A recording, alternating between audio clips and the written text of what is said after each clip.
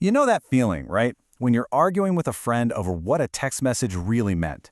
That little blue bubble can hide a whole world of intention. Okay, now just imagine that text is 2,000 years old. The author? Long gone. And entire belief systems are built on what it says. That, right there, is the huge challenge at the heart of interpreting any ancient text. And it brings up a massive question. So, this is the big one. This is the central problem for anyone who picks up an ancient document, whether it's philosophy, scripture, or history. How do we get to the real meaning? How do we figure out what the author was actually trying to say? For a really long time, the answer to that question seemed, well, pretty obvious. The goal of any serious reader, any interpreter, was to get back to what the original author intended. Simple, right? To understand the text, you had to understand what the author meant when they put pen to paper. To help clear this up, a scholar named E.D. Hirsch came up with a really crucial distinction. He separated meaning from significance. So meaning is what the author wanted to say, something he believed was locked into the text itself. Significance, on the other hand, is how we connect that original meaning to our own lives today. Think of it as the original message versus how we apply it now. And with that, the mission was crystal clear. The absolute gold standard of interpretation was to peel back all those layers of time and culture to find that one stable meaning the author intended. This was seen as the only way to read a text with any real integrity. It sounds perfect, doesn't it? Well, not so fast. So this is where things get really complicated. A whole wave of thinkers started to push back on this idea. They argued that chasing the author's ghost wasn't just hard, it might actually be a fool's errand. And they had some pretty powerful arguments against this ideal. I mean, let's be real. Is it even possible? How can we actually get inside the mind of someone who lived thousands of years ago? We can't call them up. We can't send them an email asking for clarification on a tricky passage. For all practical purposes, their thoughts are completely, totally inaccessible to us. So, the case against relying only on the author's intent pretty much boils down to a few key ideas. Let's walk through four of the biggest ones.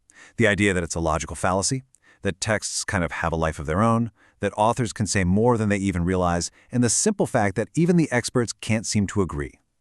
Okay, first up, the intentional fallacy. Get this. One scholar tells a story about quoting another famous professor's own book back to him, and the author's response was, "Did I really say that? I wonder what I meant by that." Seriously. If a living author can forget or be unsure of his own intent, what hope do we possibly have with ancient ones? And that leads us right to the next big idea, the autonomous text. The argument here is that once an author writes something and sends it out into the world, it's not really theirs anymore. It's been cut off from their life, their mind, their original intentions. It becomes this free-floating thing with a life all its own. But maybe the most practical argument against this whole thing is just, look at the results. If finding the author's original intent was actually possible, why do so many brilliant, dedicated interpreters, all trying to do the exact same thing, come to radically different conclusions? They look at the creation stories in Genesis, the millennium in Revelation, or big theological debates in Hebrews, and they walk away with completely opposing views.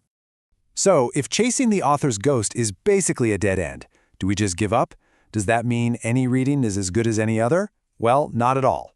In response to these challenges, thinkers started to refine the goal. They proposed a much more realistic, text-focused approach. And this sparks a really crucial shift in focus.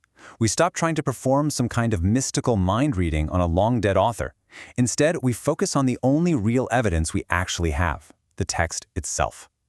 The goal becomes understanding the meaning the author encoded in their words, their grammar, and their structure. This really frames the two big attitudes you can take. A hermeneutics of suspicion basically throws in the towel, assuming the true meaning is lost forever. But a hermeneutics of respect takes a different path. It respects the author and the text enough to believe that we can, maybe not perfectly, but at least substantially, recover the intended message.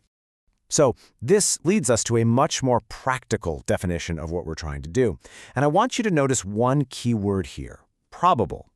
The aim is no longer absolute certainty. It's about discovering the probable intention of the author, using only the evidence they left behind for us in the text itself. So how do we get to probable? Well, it's not just a wild guess. It's more like being a detective. It's a process of gathering evidence. We analyze the grammar, the specific words they chose, the overall structure of the writing, the historical and cultural context it was born into, and This is a big one, what the very first audience would have likely understood. It's all about building a case. When you zoom out, this whole debate is really part of a massive journey in how we approach reading itself. It's a fundamental shift in where we believe meaning truly lives, and it all fits into a much larger story about interpretation. You can actually see how the focus of interpretation has moved over time. It started with an author-centered approach, right? Everyone was asking, what did the author mean? Then, after running into all the problems we just talked about, it shifted to a text-centered view.